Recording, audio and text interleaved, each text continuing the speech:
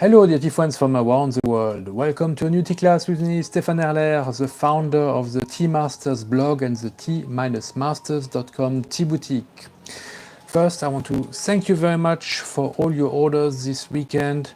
After I've spread my newsletter, you were numerous to place an order, and I thank you very much because lots of spring teas have arrived. This is the latest one that I have added to my selection, FuShou Shan Spring 2025. We are going to drink this tea today during the class. I've already made actually a class about this tea, which is also called the President's Tea. So for the detail about the story behind the President's Tea, I will link it below in this video so that you can go back to that particular class. I don't want to repeat myself. And actually the story of this President's Tea is linked to the KMT government in Taiwan. I explained in that class, and so I thought, oh, I have not made a class about Taiwan's modern history yet, and a bit some geopolitics. We don't want to be we are not a political channel, but I thought as a foreigner who has been living now for 28 years in Taiwan, and maybe you are concerned about my safety here, because this is one of the questions I often get, especially from my parents, oh, Stefan, are you not afraid of China? It's going to be, the media says it's going to be a war soon. So I've heard this for almost 28 years, and I wanted to give you some of my view about it and a little bit the view on the history behind the Kuomintang, which is at the root of this particular tea. You will see the story intersects. Let's start before we move to the history of Taiwan. Let's move to the making of this tea. This one is a rather early harvest, May 16 or 13. Now I have a little bit a gap in my memory, but it's written clear. I think it's May 16 that it was harvested in FuShou Shan in a private farm. So the official farm belongs to the retirement, one of the retirement avenue for the KMT party veterans, and since Taiwan is a democratic and open society, it's also possible to buy farms around that area. They did not trust the whole mountain. The KMT, they took maybe one of the nicest spots. That's where they built this little hotel where Chiang Kai-shek has spent some time. But around there are some other farms that are private, and this is a private production that we saw last year, I think, beat the official one, also thanks to its quality. And the President's Tea is such a well-known, sought-after tea that there is such a high demand that when you do a bit too much quantity, quality usually suffers a little bit. And actually they are so famous, they don't really need to pay too much attention to quality, that since this is a gift that a lot of powerful people buy or receive, that's also a very powerful business that gifted this to me. So with this FuShou Shan, actually we are lucky to get an even nicer quality than the official one. Last year I even gave you some samples from this to check, and you were many to have tried, and feedback that indeed my selection is outstanding and beats the official one. So let's try the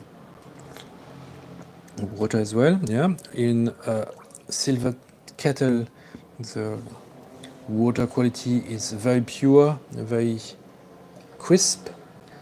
That's going to be nice.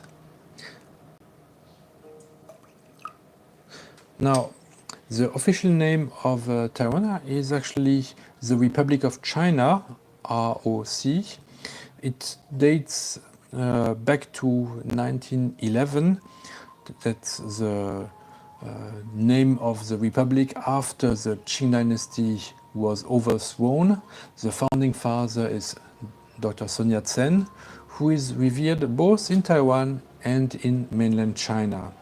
Of course, in China, they established the People's Republic of China in 1949 and in October. And before that, Chiang Kai-shek, with the nationalist party and army and government, came to Taiwan. He retreated to Taiwan when he saw that his army was about to be defeated by the communists. They continued a bit to war against each other, not directly in Taiwan, but Taiwan is not just this big island.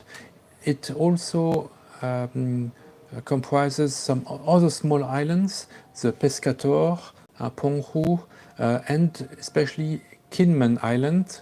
That's where the very good Kinmen Gaoliang comes from, a very famous sorghum liquor. But this is also a base, a military base for the Taiwanese army, because it's located just 2-3 kilometers away from Xiamen in Fujian. From the island, you can actually see mainland China, whereas in Taipei, there's no way to see China. It's over 100 kilometers away, 150, I think. But in Kinmen, it's so close that you can see mainland China from Kinmen. And this is where there were some fights in the 50s where they sent artillery shells on each other. Luckily, this died down. And there are some, there's another island, Matsu, that is also very close to Fujian. And of course, in the Pacific, we have Green Island, that used to be a prison, a bit like Alcatraz, and Lanhu, Blue Island, more in the south, Xiaoliuqiu, off Kaohsiung. And so Taiwan is a large island plus many smaller islands, some of which are very, very close to China, and actually so close to China that it seems strange that they belong to Taiwan and that they don't belong to China, because they are actually much closer to the mainland than they are to Taiwan. So,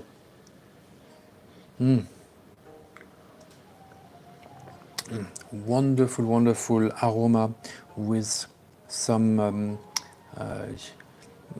nuts, chestnuts. Aroma is really very, very present, very strong in this FuShou Shan.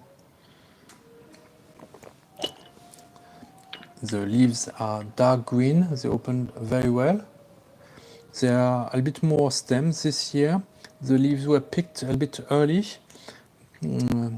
giving, like usual, a very sweet, mellow taste, and a lot of energy because of this early picking. So they are smaller leaves and more concentrated in aromas.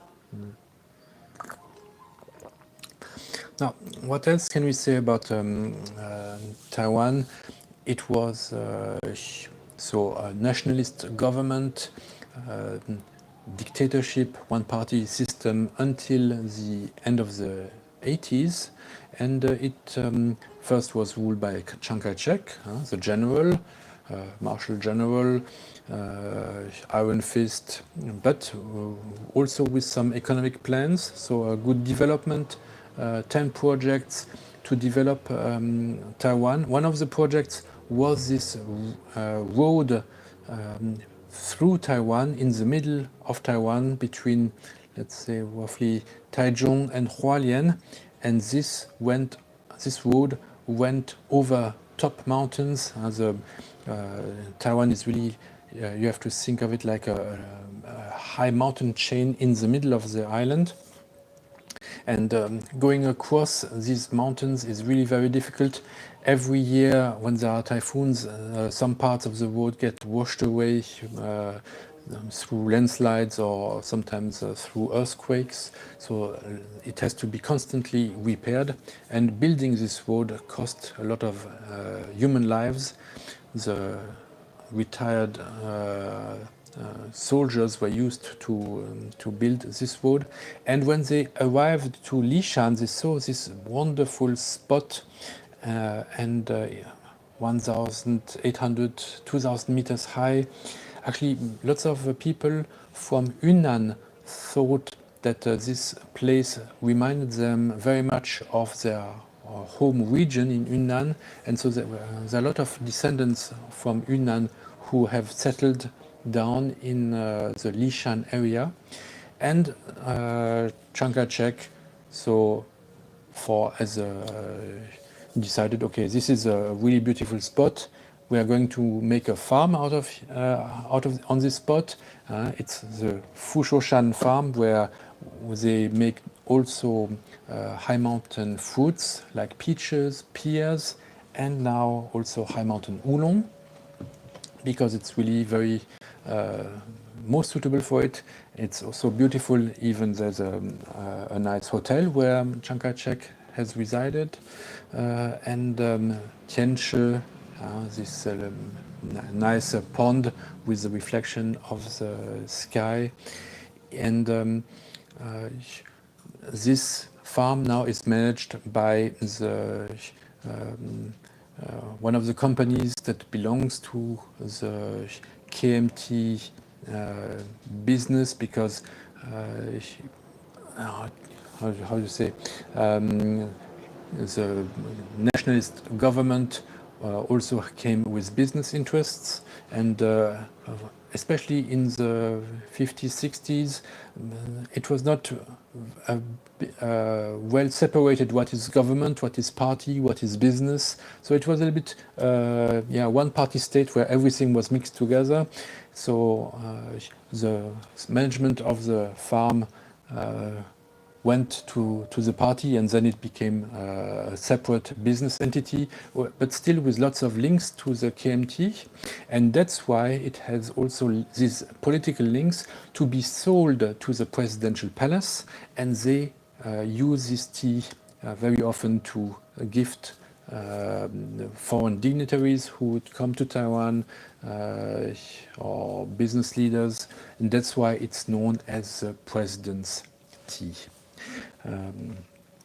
So the party, the Kuomintang, has a really strong involvement in making this tea, this farm, and also helping the fame of this area, which helped bring more farmers around. They developed FuShou Shan, they developed Lishan, and also then later on Darjeeling, where I will receive two more teas next week, 95K and 104K, like almost like usual, the highest peak, a very small plantation that is a little bit semi-official only, so you don't see it very much in the news. They try to fly under the radar, because lots of plantations have been closed in the Darjeeling area and returned to the national park for conservation principles. But this little plantation apparently has good connections and tries to remain quiet about its business, and they were not, so far they are still allowed to operate. So we cross our fingers that it will continue, because it's really providing us with one of the best teas that Taiwan can offer. The 104K is just like that. But FuShou Shan already packs a lot of very interesting aromas. Now, especially, it's a bit young, still has a little dry due to the drying of the leaves. It's well dried. It can be also aged if you like. But it's so sweet that difficult to age. We drink it so quite fast. So Taiwan was well developed during the one-party rule. When society became more affluent, the son of Chiang Kai-shek, Jiang Jingguo, took over, and he continued with economic development, but he also started to democratize the party and the whole country, the whole system. So when there was a how to say, when Tiananmen happened in mainland China, actually that's the Taiwanese had their own Tiananmen, but it was not crushed down. It was allowed to proceed, and apparently people were so happy with the rule of the KMT that they continued to vote for the KMT and they left it in power for several cycles. Eventually, the opposition was able to win the presidency.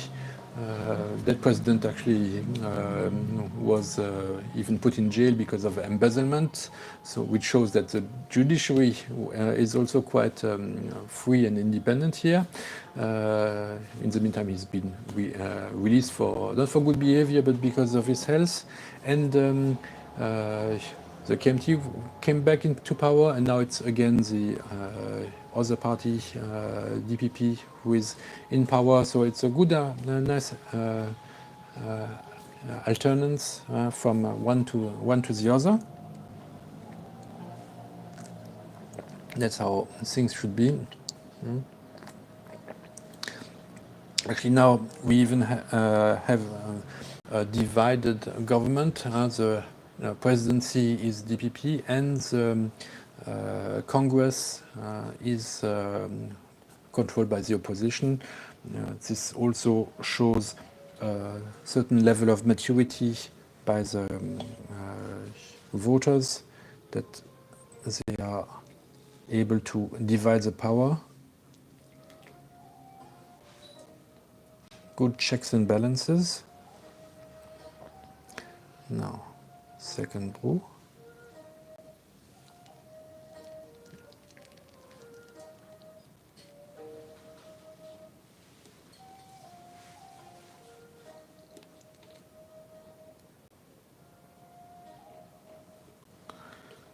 It's hot.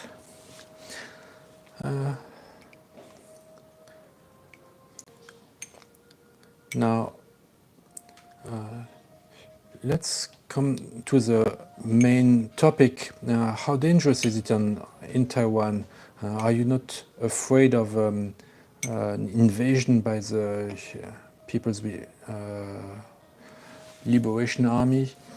And so this is something I hear for over 20 years since I've moved to Taiwan. My view is that it would not be so easy for a foreign army to invade Taiwan. There are very few landing places, very few beaches that makes this possible for a large army to land. So of course these few beaches are very well protected. You can think of another thing. The weather for such an invasion can be quite rough. The seas are rough around Taiwan most of the year. So the open window for this is quite short. Another reason that makes it unlikely is, of course, the probable help of Uncle Sam. So, thanks to the protection of the U.S. Army, which is, of course, not 100% assured, but there are good chances that the U.S. Army would not sit idle and let mainland China take over Taiwan. So. This is also something where the Chinese army must be thinking twice before trying to invade Taiwan. Especially, we know that the American army has the largest budget of any nation in the world. It dwarfs even the next 5 to 10 nations. It's more than the next 5, 6 nations after. So there is, of course, currently a tension between the US and China, but and maybe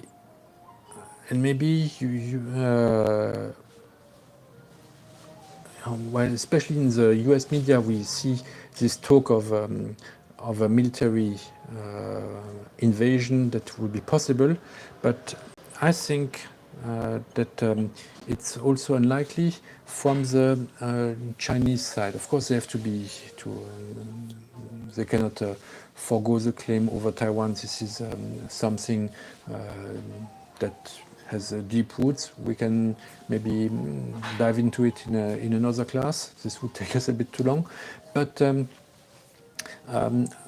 China is less likely to do something militarily, I think, for several reasons. First is their a military army is, of course, men, and you can go to war when you have too many men, especially when you have large families. But with the one-child policy, the Chinese army consists of many single sons who are the sole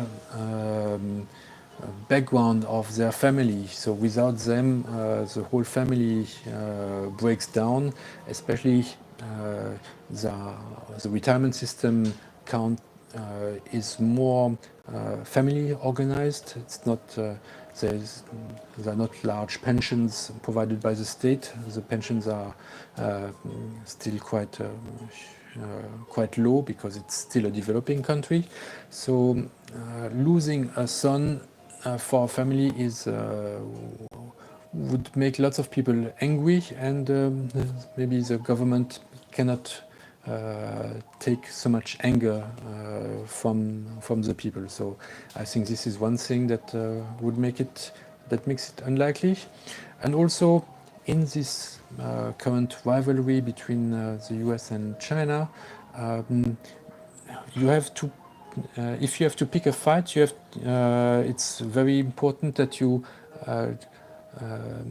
the outcome often comes from where you pick the fight. So I think that in the military field, China would not necessarily be at an advantage. However, economically and financially, things are going quite well for China. They have their trouble also with the property bubble that burst, making the transition to a service economy is also a challenge for them. So, but generally, on the international field, trade is going well for the Chinese. They have a large surplus. So I would more think that they would continue to focus their rivalry on the trade side rather than where they are strong, rather than on the military side where they might have some weaknesses and where the military force, even if it's very large, each loss would be very painful for Chinese families. So So for all these reasons, when I saw The Economist title, "Oh, Taiwan is the most dangerous spot in the world," that was, I think, 3 or 4 years ago. In the meantime, there's been a war that started in Ukraine. There have been these atrocities in Israel and Gaza.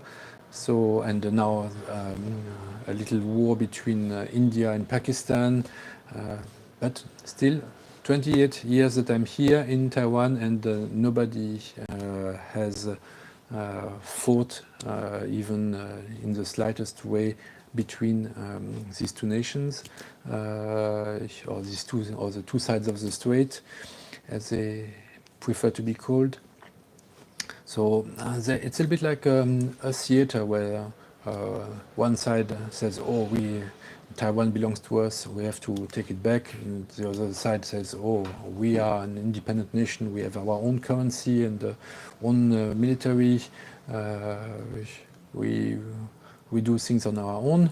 But actually, in reality, lots of Taiwanese work in China, open lots of factories. Foxconn, the maker of the iPhones, actually is a Taiwanese company which operates in China. So when you look behind the political theater, you see on the real life level lots of exchanges between Taiwanese and mainland Chinese. So I feel that behind the strong words of the government, the politicians, actually there is no a big thirst for fighting in between the people. People in Taiwan, mostly in their huge majority, prefer to continue with the status quo. They don't want to change the current situation. They neither want to join mainland China, nor do they want to affirm that they are independent. They like to continue low-key. We do our little business, we drink our tea, we enjoy life. And I think you should not worry too much about Taiwan. Things will get sorted out. And as long as we have good tea, we'll be happy. So, if you have enjoyed this little chat about Taiwan from my little experience, give me a thumbs up.